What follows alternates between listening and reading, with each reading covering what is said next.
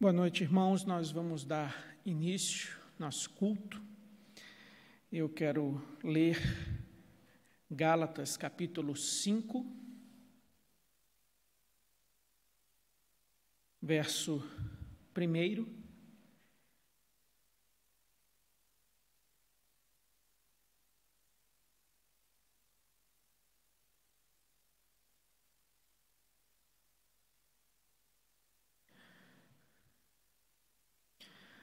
Gálatas 5, verso 1 diz assim: Para a liberdade foi que Cristo nos libertou. Permanecei, pois, firmes, e não vos submetais de novo a jugo de escravidão. Eu, Paulo, vos digo que se vos deixardes circuncidar, Cristo de nada vos aproveitará. De novo testifico a todo homem que se deixa circuncidar, que está obrigado a guardar toda a lei. De Cristo vos desligastes, vós que procurais justificar-vos na lei, da graça decaístes. Porque nós, pelo Espírito, aguardamos a esperança da justiça, que provém da fé. Porque em Cristo Jesus nem a circuncisão e nem a incircuncisão tem valor algum, mas a fé que atua pelo amor. Paulo fala da liberdade que Cristo trouxe, liberdade em relação a todo o sistema legal, toda a lei de Moisés. Fomos livres daquelas ordenanças, as leis cerimoniais, a circuncisão, não precisamos mais disso. E Paulo diz, se você se circuncidar, você está abandonando a Cristo. Você está querendo viver sob o jugo da lei. E é onde ele diz, nós pelo Espírito aguardamos a esperança da justiça, esperança da justificação, que provém da fé, não das obras. Porque em Cristo Jesus nem a circuncisão, nem a incircuncisão tem valor algum. Ou seja, você ser circuncidado e você não se circuncidar, não faz a menor diferença. Mas sim a fé que atua pelo amor. Nós vamos agora entoar 2 cânticos. Nós vamos louvar ao Senhor com gratidão, porque Ele lançou sobre nós a sua justiça. Não é pelo nosso desempenho, nossas obras, nosso esforço, mas pela misericórdia e graça de Deus. Para a liberdade que Cristo nos libertou. Que nós possamos permanecer firmes e não voltar novamente a uma vida de escravidão. Chama a equipe de cânticos, Tulipe, os adolescentes. Eles vão nos conduzir.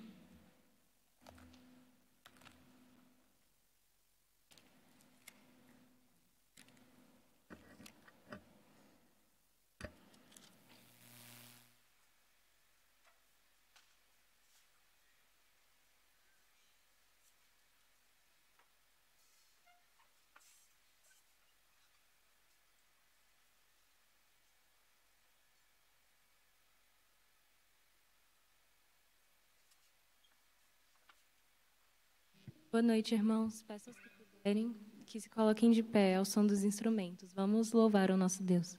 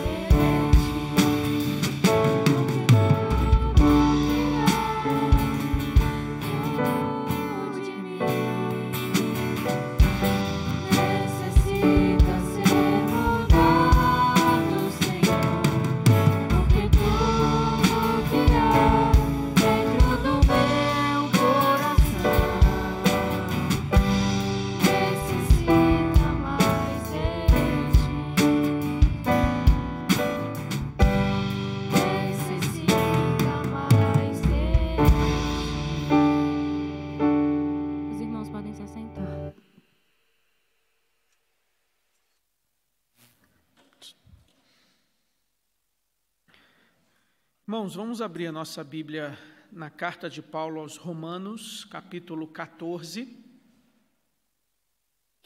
Hoje nós vamos olhar para os versos de 1 a 12, essa sessão que fala da convivência com os irmãos que são novos na fé, que ainda têm ali a consciência com muitas reservas, com uma sensibilidade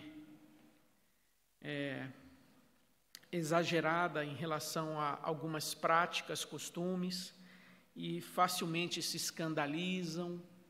Como conviver dentro da igreja, do corpo de Cristo, com irmãos que ainda estão nesse estágio, nessa etapa, onde ainda carecem de instrução e amadurecimento na fé. Como nós convivemos, lidamos e caminhamos juntos. Então, Paulo vai tratar desse assunto, capítulo 14. Antes da leitura, vamos orar. Pai querido, nós te louvamos, agradecemos pela tua misericórdia e paciência para conosco, Pai. Sabemos que erramos e falhamos de tantas formas e maneiras, e por isso pedimos o teu perdão. Que o Senhor renove sobre nós a cada dia, a cada manhã, a tua misericórdia. E agora, quando olharemos para a tua palavra, pedimos sabedoria, discernimento, temor do Senhor e amor para com o nosso irmão. Que assim o Senhor nos instrua, nos oriente pela tua bendita palavra, e em Cristo Jesus agradecemos e oramos. Amém. Romanos 14, versos de 1 a 12. Acolhei ao que é débil na fé, não porém para discutir opiniões. Um crê que de tudo pode comer, mas o débil come legumes. Quem come, não despreze o que não come, e o que não come, não julgue o que come, porque Deus o acolheu. Quem és tu que julgas o servo alheio? Para o seu próprio Senhor está em pé, ou cai, mas estará em pé, porque o Senhor é poderoso para o suster. Um faz diferença entre dia e dia, outro julga iguais todos os dias. Cada um tem a opinião bem definida em sua própria mente. Quem distingue entre dia e dia, para o Senhor o faz. E quem come, para o Senhor come, porque dá graças a Deus. E quem não come, para o Senhor não come, e dá graças a Deus. Porque nenhum de nós vive para si mesmo, nem morre para si. Porque se vivemos para o Senhor, vivemos. Se morremos para o Senhor, morremos. Quer pois vivamos ou morramos, somos do Senhor. Foi precisamente para esse fim que Cristo morreu e ressurgiu, para ser Senhor, tanto de mortos como de vivos. Tu, porém, por que julgas teu irmão? E tu, por que desprezas o teu? Pois todos compareceremos perante o tribunal de Deus. Como está escrito: por minha vida, diz o Senhor, diante de mim se dobrará todo joelho e toda língua dará louvores a Deus. Assim, pois, cada um de nós dará contas de si mesmo a Deus. Então, esse texto fala sobre a liberdade cristã. Fala sobre essa convivência, essa tolerância. Aqui, quando fala o débil, é a ideia do fraco, aquele que ainda é fraco na fé, que carece de amadurecimento, de instrução. Paulo trata, então, da questão da liberdade que temos em Cristo. Liberdade para desfrutar daquilo que nos cerca, que está à nossa volta, desde que isento de atos pecaminosos. Não estamos falando de atitudes claramente pecaminosas, claramente condenadas na palavra de Deus. Para essas coisas nós não temos liberdade. Paulo, então, ele se adaptava ao modo de viver dos judeus, quando vivia com eles, como também se adaptava ao estilo de vida dos gentios, quando vivia com eles.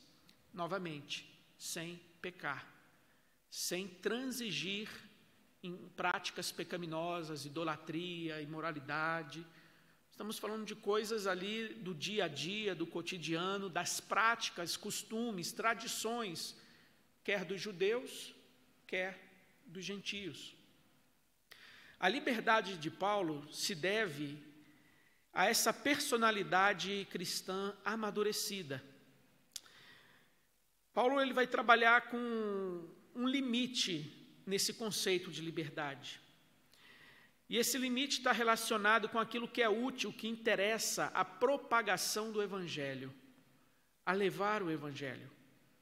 Na outra parte ele diz, fiz-me de fraco para com os fracos, com o intuito e intenção de levar o Evangelho, compartilhar, pregar. Então esse era um parâmetro que Paulo usava ao usar dessa liberdade. Fazer essa prática ou deixar de fazer vai ser útil e vai contribuir para a propagação do Evangelho? Vai trazer bem, amadurecimento, edificação às pessoas que foram alcançadas pelo Evangelho? É uma liberdade que não repousa apenas no meu interesse, o que me agrada, o que eu acho confortável, o que me interessa, mas que olha também para o outro. Esse limite que Paulo se impunha a si mesmo, ele sabia que nem todos tinham esse nível de maturidade espiritual, de discernimento que ele tinha. Muitos ainda eram débeis na fé, fracos na fé. Verso 1. Então, Paulo vai dizer que nós devemos acolher, receber esses irmãos. Não é repulsar, expelir, afastar, condenar. Acolha, receba. Mas ele vai dizer que não deve ser com o intuito de promover debates sobre opiniões acerca dessas questões. Gente, ao ler esse texto, tenha em mente o seguinte, algo tem que ficar muito claro. Paulo não está falando das verdades essenciais da fé cristã. Ele não está falando da Trindade, ele não está falando da morte e ressurreição de Cristo, ele não está falando da justificação pela fé, do arrependimento, ele não está falando dessas doutrinas que são pilares, que sustentam a fé cristã, e no sentido de que cada um pode ter a sua opinião, e não precisamos discutir sobre isso e vamos aceitar a opinião de cada um. Paulo não está falando desses assuntos, ele está falando de outros temas secundários, marginais porque vai à margem, não está no centro, tá bom? Então é importante ter isso em mente. Esses são aqueles nossos irmãos sempre indecisos, sempre com medo de pecar contra o Senhor, sensíveis, cheios de escrúpulos, cheios de cuidados, que se deixam abater e desanimar facilmente pela atitude de um irmão. Um irmão teve uma atitude, uma postura, ele já se abate, já desanima, já fica assim, balançando na fé, falta essa firmeza, que independente da atitude do outro, do erro, do acerto do outro, ele está firme em Cristo. Ele sabe em que ele crê, ele sabe que em quem ele está firmado. Esse aqui que é o débil na fé, é aquele que facilmente se vê ali balançando. Então, diante das situações que não representam realmente qualquer desobediência à vontade de Deus. Não se trata de uma atitude que o irmão tomou que é flagrantemente um pecado. Sempre que você ficar incomodado com uma atitude, uma postura, e você, no seu íntimo, achar que aquele irmão pecou, abra a Bíblia e procure o texto que mostra que ele pecou. Abra o texto e procure. Se você fosse sentar com esse irmão para conversar, bater um papo, meu irmão, aquela sua atitude lá na quadra, na hora do jogo, né? Você deu uma voadora no camarada, usou palavras inapropriadas. Abra a Bíblia. Ó, meu irmão, tá vendo aqui, ó? Agora, se aconteceu alguma coisa que você ficou assim chateado, que você acha que não era o ideal, mas você não conseguia abrir na Bíblia e mostrar qual foi o pecado que esse irmão cometeu, qual mandamento ele quebrou, então você precisa, né, se conter, porque você está querendo como que impor ao irmão um jugo que Deus não colocou.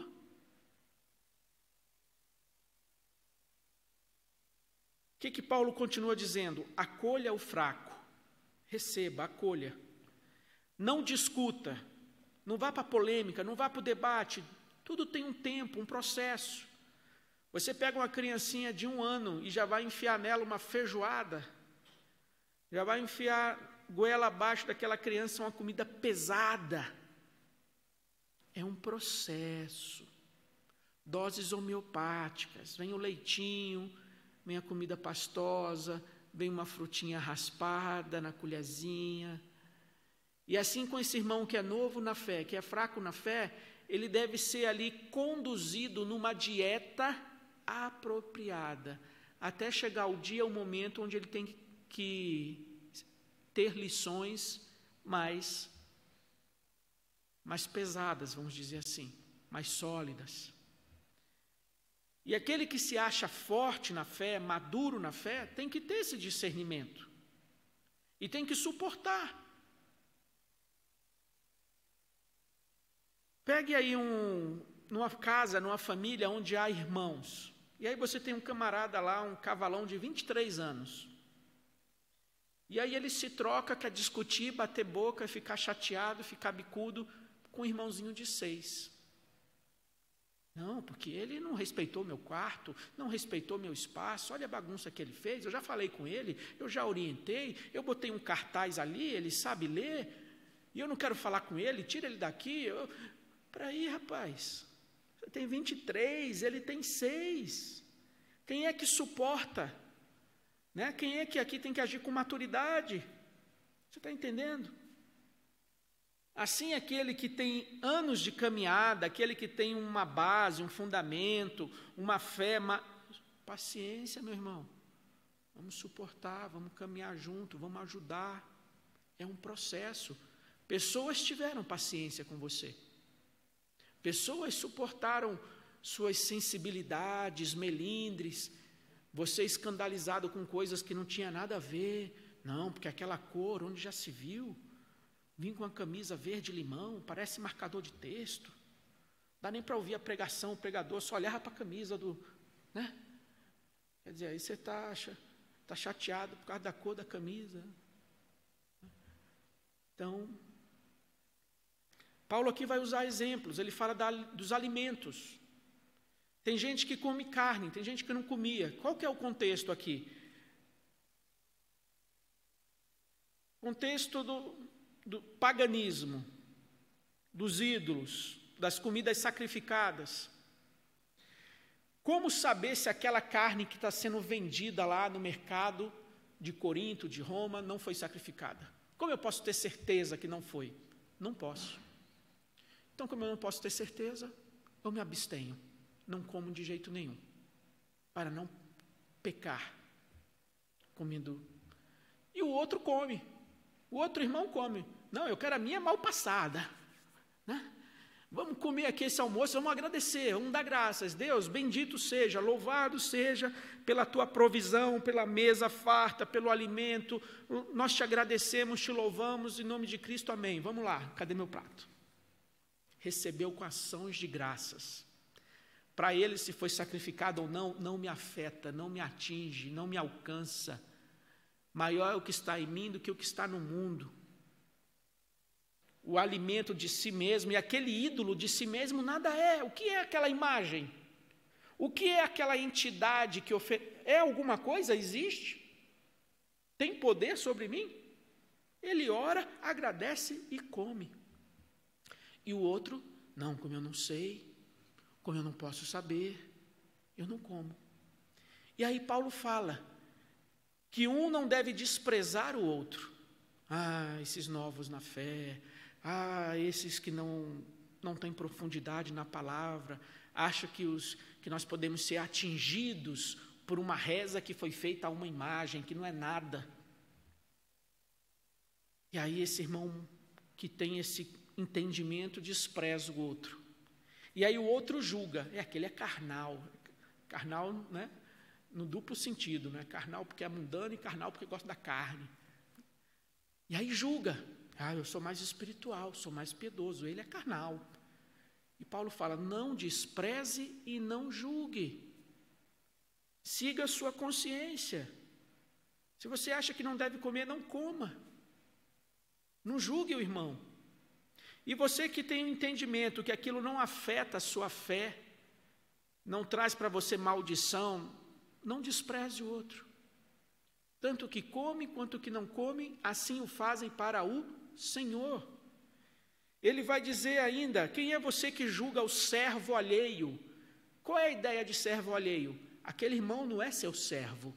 Você não é o senhor dele. Quem é o senhor dele? Ele é servo de quem? Ele é servo de Deus. E é Deus quem vai julgar. É Deus quem vai sustentar. Ele fala aqui ainda um outro exemplo, que um faz diferença entre dias.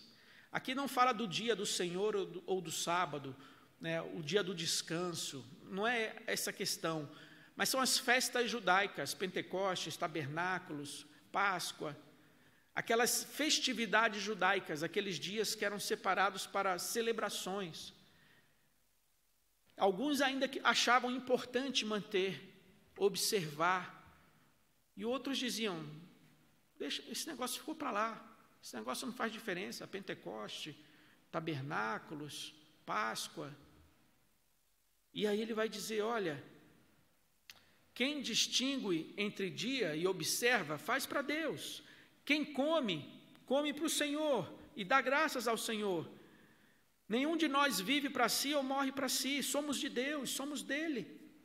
Quer vivamos, quer morramos, somos do Senhor.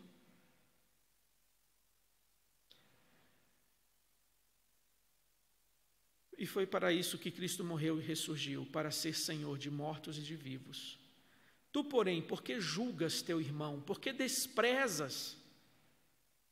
Ele fala dos laços familiares, de irmãos de fé, se julgando, se condenando por causa de opiniões, por causa de práticas que não estão claramente condenadas na palavra, como pecado. Por causa de práticas que não estão ordenadas na palavra, onde Deus ordenou, aonde Jesus ordenou, aonde está aqui. Não está, mas eu acho. E aí, porque eu acho, eu julgo e condeno. E Paulo vai dizer, olha, todos vamos comparecer perante o tribunal de Deus. O tribunal é de quem, pastor Edilto? O tribunal é de Deus. Ele é o juiz. Ele vai dar a sentença, ele vai emitir o julgamento. Portanto, menos humildade. Repito, Paulo não está falando das doutrinas essenciais. Com essa, não tem negócio. Com essas, Paulo não dá margem, não. Paulo chega de sola por trás, de carrinho, de voadora. Quando o assunto é distorcer o evangelho, a postura de Paulo é totalmente diferente, né? Aqui ele está dizendo o seguinte, verso 17, o reino de Deus não é comida nem bebida. O reino de Deus não se resume a isso. O que come couve, o que não come couve, o que come peixe, o que não come peixe, o que gosta de mal passado, bem passado. O reino de Deus não é comida nem bebida, mas justiça e paz e alegria no Espírito Santo. Os valores do reino. Quando Paulo lida com assuntos claramente se tratando de pecado, veja como é a abordagem de Paulo. 1 Coríntios 5.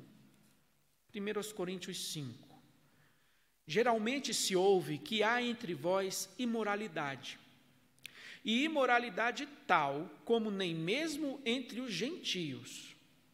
Isto é, haver quem se atreva a possuir a mulher de seu próprio pai.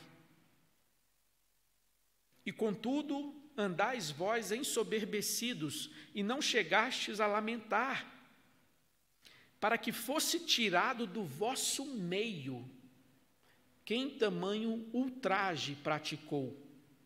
Eu, na verdade, ainda que ausente em pessoa fisicamente, mas presente em espírito, já sentenciei, como se estivesse presente, que o autor de tal infâmia seja, em nome do Senhor Jesus, reunidos vós e o meu espírito, com o poder de Jesus nosso Senhor, entregue a Satanás para a destruição da carne, a fim de que o espírito seja salvo no dia do Senhor. Perceba que Paulo aqui não tem muita liberdade cristã, acolher o fraco, o débil. Postura que é outra, mas é um pecado flagrante.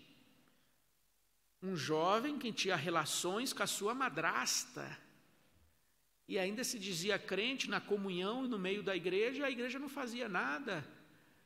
E Paulo fala, olha, entrega esse camarada para Satanás, para ele receber na carne a punição.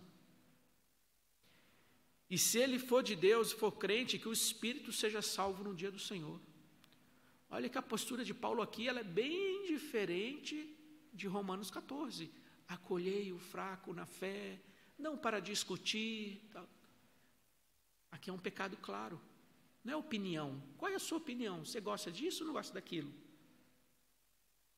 Aqui é um pecado escandaloso.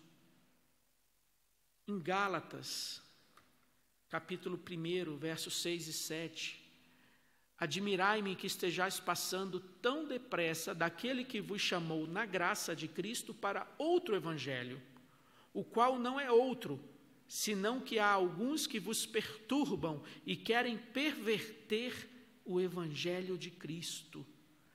Mas ainda que nós, ou mesmo um anjo vindo do céu, vos pregue evangelho que vá além do que vos temos pregado, seja anátema, maldito, amaldiçoado. Opa, Paulo, que palavras são essas, Paulo? Está gravando, Paulo. Vai lá para o YouTube, Paulo. Seja maldito. Aquele que pregue algo que vá além, que acrescente ao Evangelho de Jesus. Quando é o Evangelho que está sob ameaça, a postura do apóstolo é outra. Capítulo 3, ele vai dizer assim: Gálatas insensatos, quem vos fascinou a vós outros, ante cujos olhos foi Jesus Cristo exposto como crucificado?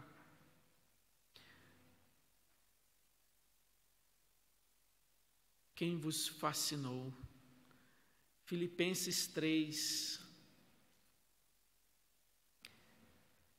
verso 2. Acautelai-vos dos cães, acautelai-vos dos maus obreiros, acautelai-vos da falsa circuncisão. Olha, ele chama de cães, maus obreiros. 18 e 19. Pois muitos andam entre nós, dos quais repetidas vezes eu vos dizia, e agora vos digo até chorando, que são inimigos da cruz de Cristo. O destino deles é a perdição, o Deus deles é o ventre, e a glória deles está na sua infâmia, visto que só se preocupam com as coisas terrenas. inimigos da cruz de Cristo. Você percebe que Paulo tem posturas, reações diferentes? Quando é o evangelho que está sendo distorcido, descaracterizado, deturpado, cuidado com os cães, que sejam malditos, amaldiçoados. É assim que ele chega junto. Quando é um assunto de opinião, come carne, come legume, vai observar o Pentecoste, vai à Páscoa, não vai. Meu irmão, vamos acolher, não vamos discutir isso nesse momento. O Senhor cuida de todas as coisas. E aos poucos nós vamos estudando a palavra, vamos compreendendo a doutrina e vamos caminhando junto. Equilíbrio, moderação. Então você não pode ser radical naquilo que a palavra não é radical, e você não pode ser molenga, omisso naquilo que a palavra é radical. Percebe? É o médico que quer tratar de uma febrezinha com a medicação, né? Aí o camarada não morre da febre, morre daquela medicação, superdosagem e tal. Tem que ser tudo adequado, apropriado. Então que Deus nos dê sabedoria, que Deus nos dê discernimento. Você se considera forte na fé, maduro? Então recai sobre você a tarefa de suportar, acolher e conduzir esse irmão novo na fé, que está crescendo, engatinhando, amadurecendo. É você que tem que ter paciência, pegá-la pela mão e ir no passo dele. Você não pega uma criancinha e vai no seu passo. Imagina o presbítero Robson, 2 metros de altura, pegar ali uma criancinha de 2 anos, não, vamos aprender a andar, vamos andar com o tio, e ele dá uma passada, né? Não dá. Ele que tem que ir ali no passinho da criança. Foi assim que o Senhor fez conosco, né? Que o Senhor nos abençoe, nos guarde, que nós saibamos discernir aquilo que é essencial daquilo que é a minha opinião, a minha preferência, né? Que Deus assim abençoe a sua igreja. Vamos orar mais uma vez? Senhor, nós te agradecemos pela tua palavra, porque sabendo das nossas dificuldades, tendências aos extremos, o Senhor nos alerta para a necessidade do equilíbrio, discernimento, moderação, para que assim nós possamos acolher, ajudar os novos na fé, no seu crescimento, amadurecimento, ao mesmo tempo em que não podemos negociar a verdade do Evangelho. Que assim nós tenhamos o temor do Senhor, o temor da tua palavra, o amor ao nosso irmão, e saibamos discernir cada situação, cada circunstância, agindo com sabedoria e com discernimento. Abençoe nossos irmãos aqui presentes, as famílias da igreja de maneira geral, aqueles que não puderam vir, estão em seus lares, que sejam fortalecidos na fé e na esperança. Nós assim pedimos e agradecemos em nome de Jesus. Amém.